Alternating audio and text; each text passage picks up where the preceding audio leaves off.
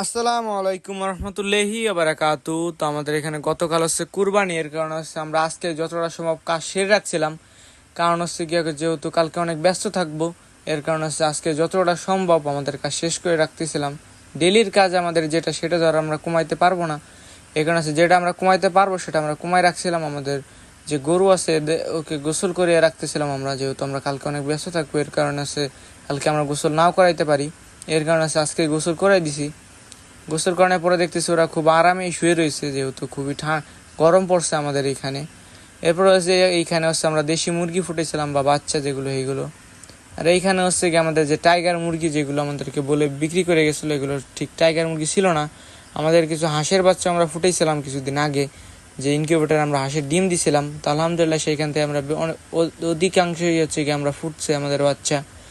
এরপর হচ্ছে আমাদের যে কোয়েল পাখি আছে, এইগুলো হচ্ছে আমাদের কিছুদিন যাবত সমস্যা হইতেছিল, যেহেতু আবহাওয়া চেঞ্জ হচ্ছিল, ওদেরকে ঠান্ডা লাগছিল এবং ওদের চোখ ফুলে গেছে এবং ওদের গুটি উঠছিল। তো আমরা গত 15 দিন আগে হচ্ছে আমাদের ফার্মে আমরা মুরগি উঠাই, পোলট্রির ফার্মে পোলট্রি উঠাইছি আমরা।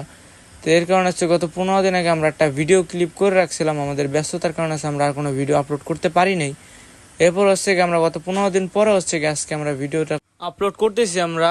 তো এরপরে হচ্ছে গিয়ে আমাদের যে ফার্মের চারো সাইড দিয়ে হচ্ছে গিয়ে দেখাইতেছিলাম আপনাদের যে আমাদের ফার্মটা ঠিক কোন জায়গাতে বা কোন অবস্থানে আছে। আমাদের ফার্মটা একদম হচ্ছে গিয়ে আমাদের নদীর সাইডে। যখন নদীতে পানি হয় বা বর্ষা হয়, তখন আমাদের একদম ফার্মের নিচে হচ্ছে গিয়ে পানি চলে আসে। আমাদের এই বাইরে থেকে হচ্ছে গিয়ে বোঝা যাইতেছিল না যে আমাদের ফার্মের ভিতরে কতগুলো মুরগি ছিল। আমাদের মোটমাট এখানে আমাদের 500 পিসের মতো আমরা মুরগি আনছি আমাদের ফার্মে। যেহেতু গরমের কারণ হচ্ছে কি আমরা কম উঠাইছি।